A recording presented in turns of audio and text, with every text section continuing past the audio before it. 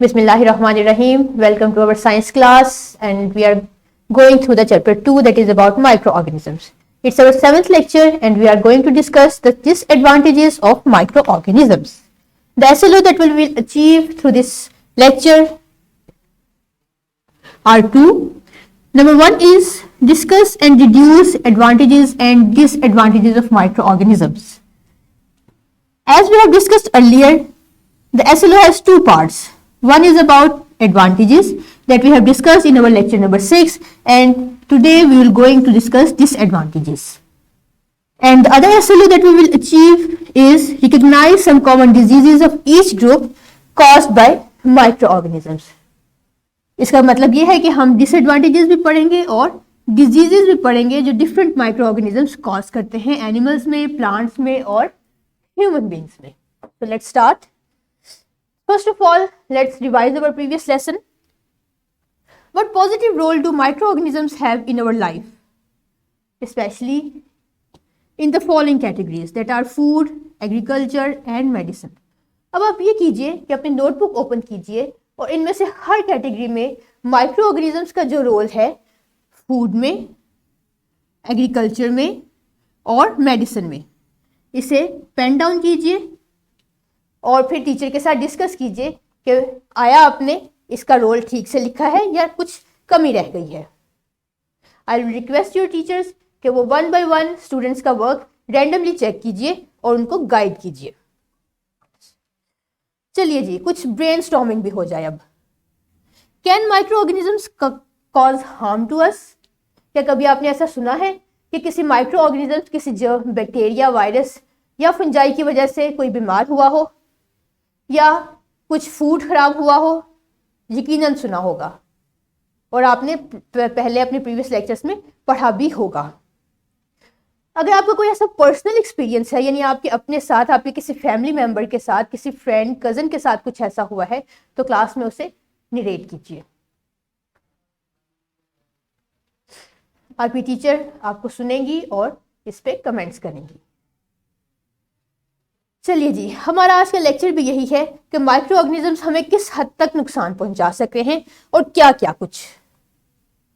अपनी बुक में आपको ये टॉपिक मिलेगा 2.4.2 disadvantages of microorganisms. The health and life of living organisms is under constant threat, particularly because of microorganisms such as bacteria, fungi and viruses. Some common diseases of microorganisms are discussed below. सबसे पहला इनका harmful effect या इनका disadvantage ये है कि ये disease cause करते हैं. डिजीज सिर्फ ह्यूमंस में ही नहीं बल्कि प्लांट्स में, एनिमल्स में और इवन माइक्रोऑर्गेनिजम्स को भी इन्फेक्ट कर सकते हैं. सबसे पहले प्लांट्स की डिजीजेस कौन कौन सी हैं? 3 ग्रुप्स पढ़े थे हमने. हम उन तीनों को देखेंगे कि हर मेंबर प्लांट्स में क्या डिजीज कॉज करता है. तो सबसे पहले बैक्टीरिया लीफ स्पॉट कॉज करते हैं, फायर ब्लाइट और विल्ट्स. विल्ट्स की वजह से पौधे मुरझा जाते हैं, पौधों के पत्ते. फायर ब्लाइट, इनका कलर येलो हो जाता है, पेल कलर के पौधे पत्ते हो जाएंगे. और लीफ स्पॉट की पिक्चर आप देख रहे हैं यहाँ पे के पत्तों पे छोटे छोटे से रस्ट कलर के स्पॉट्स अपीयर होंगे. ये देखिए, ये लीफ स्पॉट है जो कि बैक्टीरिया की वजह से कॉज होता है और इसकी आइडेंटिफिकेशन ये है कि ये लीफ येलो हो जाएगा, टर्न होना शुरू हो जाएगा और इसके पूरे लीफ पे ये डार्क स्पॉट्स, ग्रे या ब्लैकिश स्पॉट अपीयर होना स्टार्ट हो जाएंगे. फंजाई प्लांट्स में रस्ट और स्मट कॉज करती है. रस्ट क्या है? रस्ट आपको पता है, जंग को कहते हैं. इसी तरह जब पौधे पे इस तरह से जंग लाइक अपीयरेंस हो जाए, यानी पूरे लीफ पे, एक छोटे छोटे से रीजन्स पे नहीं बल्कि थ्रू आउट द लीफ का कलर चेंज होकर रस्टी हो जाए और इस पे इस तरह के उभार शामिल नजर आए, तो ये रस्ट है और ये फंजाई की वजह से कॉज होता है. जो फंजाई कॉज करती है वो ये, उसकी पिक्चर आपके सामने है. वायरस पौधों में रिंग स्पॉट कॉज करता है. जैसे आप देख रहे हैं ये रिंग्स पर छोटे छोटे से रिंग्स, ये सर्कल्स बन जाएंगे डार्क कलर के. ये रिंग स्पॉट लीफ स्पॉट से मुख्तलिफ है. वो इस तरह से कि लीफ स्पॉट बहुत छोटे सर्कल्स हैं और इनका सेंटर वन लाइट कलर का यानी वाइट कलर का है, जबकि रिंग स्पॉट्स थ्रू आउट एक ही कलर के हैं और इनके सर्कल्स बड़े बड़े से हैं। जो फंजा वायरस इन्हें कॉज करता है वो आपके सामने है उसकी पिक्चर। इसी तरह एनिमल्स में भी ये तीनों ग्रुप्स डिजीजेस कॉज करते हैं। क्या क्या देखते हैं। बैक्टीरिया जानवरों में फुट रॉट कॉज करता है। फुट रॉट की तस्वीर ये है कि एनिमल्स जैसे ग्रेजिंग एनिमल्स हैं, लाइक गोट है, काऊ है, बुल, इनके पाँव में इस तरह के वुंड्स बन जाते हैं, इंजरीज आ जाती हैं, इनकी बोन, इनका मसल्स खत्म होना शुरू हो जाता है, डीकम्पोज होना शुरू हो जाता है। वायरस शीप में ब्लू टंग कॉज करते हैं। ये आपके सामने एक एग्जाम्पल है ब्लू टंग की, शीप की, जिससे शीप के लिए कुछ भी खाना पॉसिबल नहीं रहता और इसका इम्यूनिटी, इसका इम्यून सिस्टम खतरनाक हद तक डाउन हो जाता है। फंजाई एनिमल्स में रिंग वॉर्म कॉज करती है। ये एक एग्जाम्पल है रिंग वॉर्म की। ये अफेक्टेड एरिया है डॉग में रिंग वॉर्म का। आप देखिए कि इस इन्फेक्टेड एरिया से तमाम बाल खत्म हो चुके हैं और ये एक पेनफुल किस्म की सिचुएशन है। कोई भी ऐसा सिम्टम आपको दिखाई दे पौधों में या एनिमल्स में तो आपको फौरन से कंसल्टेंट के पास रिज्यू करना चाहिए। अब ह्यूमंस में भी micro organisms different diseases cause करते हैं। कैसे? फंजाई इंसानों में एथलीट्स फुट कॉज करती है। एथलीट फुट क्या है कि हमारे पाँव के दरमियान, पाँव की टोज में जो नर्म जगह हैं वहाँ पे रेडिशनेस, स्वेलिंग और छोटे छोटे से वूंड्स या दाने बना देती है। रिंग वॉर्म कॉज करती है। रिंग वॉर्म हम पहले भी डिस्कस कर चुके हैं कि पाँव की लोअर साइड पे जो सॉफ्ट प्लेसेस हैं वहाँ पे मॉइस्चर की वजह से इस तरह के इची सर्कल्स बनना शुरू हो जाते हैं। एक्जिमा एक जिल्द की बहुत फेमस डिजीज है। पूरी जिल्द पर खारिश, इचिंग, ब्लिस्टर्स वगैरह बनना शुरू हो जाते हैं। इसी तरह बैक्टीरिया इंसानों में ट्यूबरक्लोसिस यानी टीबी कॉज करता है।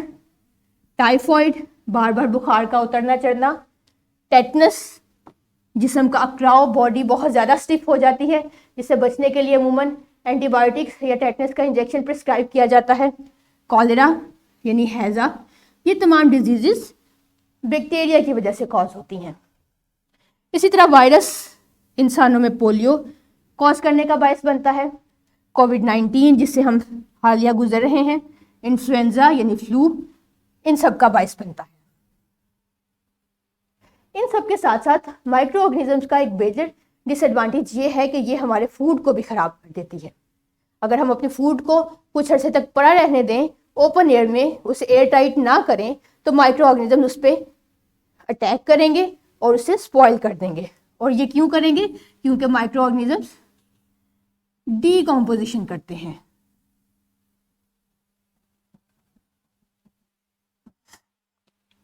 Bacteria and fungi are responsible for the spoilage of food. When these microorganisms break down the food, waste products are produced. आपने देखा होगा कि जहाँ पे भी कोई ख़राब किस्म का खाना रखा हो तो वहाँ पे कुछ लिक्विडी स्लाइम सा मटेरियल भी नीचे पड़ा मिलता है। वो मटेरियल किसी भी हेल्दी फूड को जब टच करेगा तो उसे भी स्पॉइल कर देगा। These products have an unpleasant smell, spoil the food and are harmful to health. So हमें ऐसे हर फूड को जिसमें फंगस लगी हो, जिसमें कोई भी आपको स्पॉइलेज का सिम्टम्स दिखाई दे, उसका कलर चेंज हो चुका हो, तो हमें उसे खाने से अवॉइड करना चाहिए।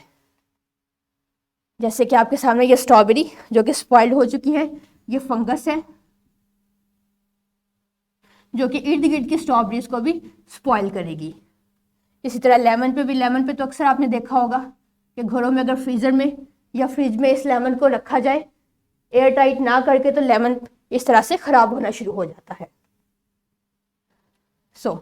लेसन तो था हमारा यहीं तक कंप्लीट होता है। अब हम हमेशा की तरह एक एक्टिविटी परफॉर्म करते हैं। अब आपने जितनी भी ऊपर डिजीजेस पढ़ी हैं प्लांट्स में, एनिमल्स में या ह्यूमंस में, उनमें से बताना है आपने कि कौन सी डिजीज कंटेजियस है। कंटेजियस डिजीजेस कौन सी होती हैं?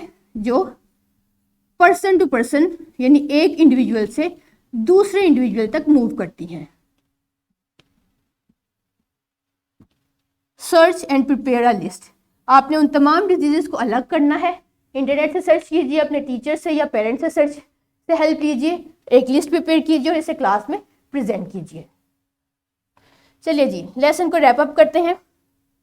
Bacteria cause diseases in plants, animals and humans. इसी तरह viruses and fungi both cause diseases along with bacteria in living organisms. और वो डिजीजेस हम पढ़ चुके हैं। Microorganisms spoil food kept uncovered और प्रिजर्व्ड इम्प्रॉपरली। अब आपने क्या करना है कि अपनी बुक में से 2.6 एक्टिविटी सॉल्व करनी है और ये आपकी वर्कशीट के तौर पे काम करेगी।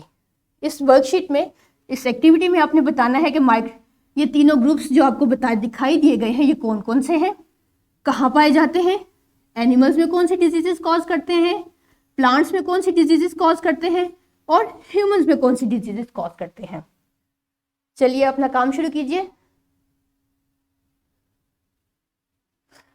Well done. अब आपने घर जाके क्या करना है, घर में आपने एक्टिविटी 2.5 परफॉर्म करनी है, सॉल्व करनी है। You have studied different diseases in animal and plants.